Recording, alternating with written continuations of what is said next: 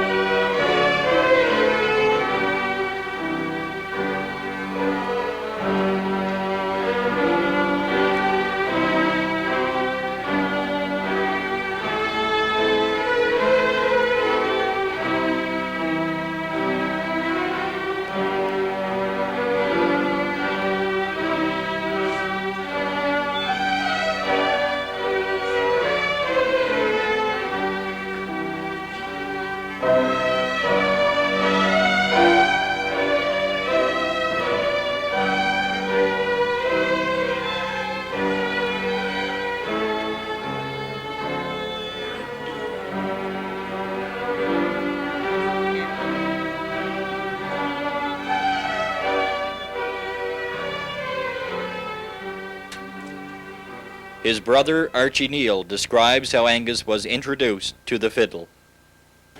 Angus was introduced to the violin almost by accident. When he was about 10 years of age, my brother, Willie, bought a violin. I think he paid about $10 for it, and he brought it home. And we set everybody, almost foolish, in the house, sawing at it for a while. And then a violin player from Margaree by the name of Johnny White spent an entire Sunday with Angus and I, teaching us not the notes but just the finger motions of the first piece of music we learned, the Cock of the North. And from that moment on, in a very short time, I could see that Angus was outstripping me very fast in learning music, because he seemed to be a natural. And then he had took some lessons from Angus Allan Gillis, the late and great Angus Allan Gillis, and after that he learned on his own how to play by note.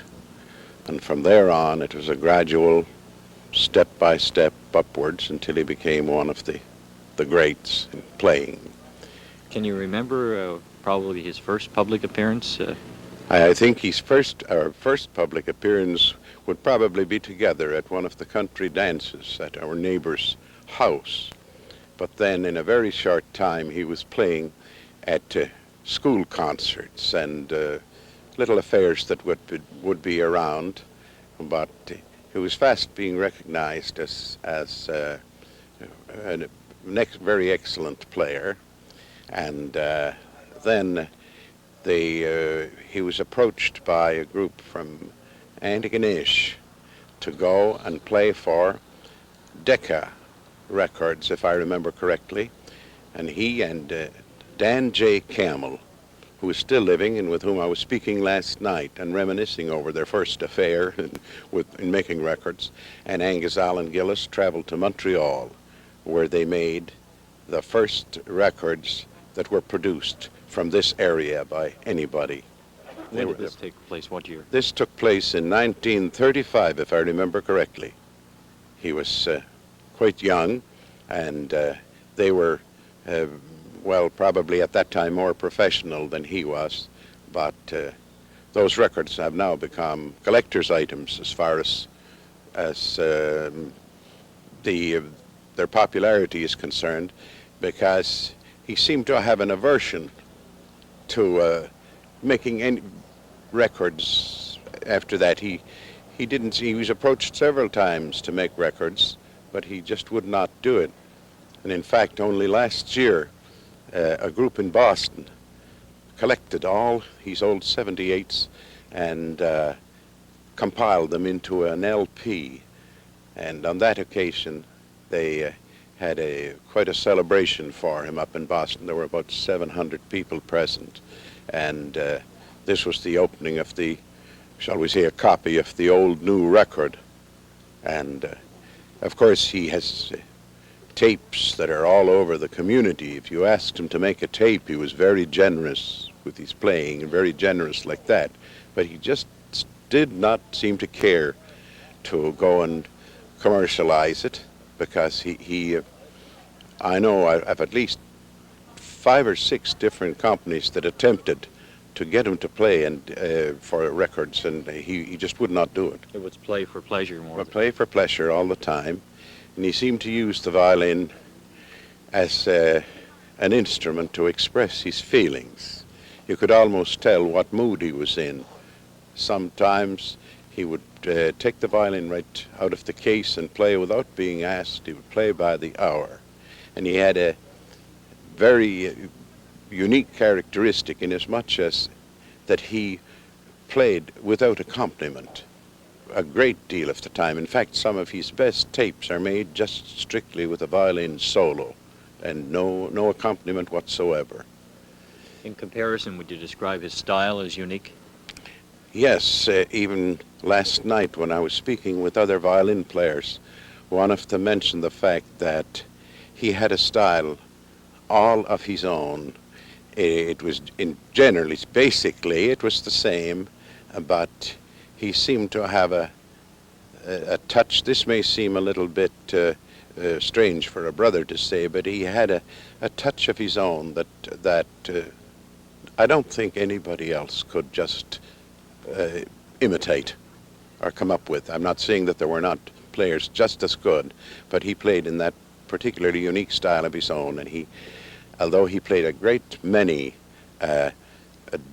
all sorts of Strat space reels and all of that, he was especially given to playing clogs and hornpipes, and the more difficult the piece, the greater the challenge it was. His particular favorite was one of the most difficult pieces to play by Scott Skinner, and that is Tullocharam. He used to play that quite often, and that is taped on record. Was there any particular group of people that he liked to play for?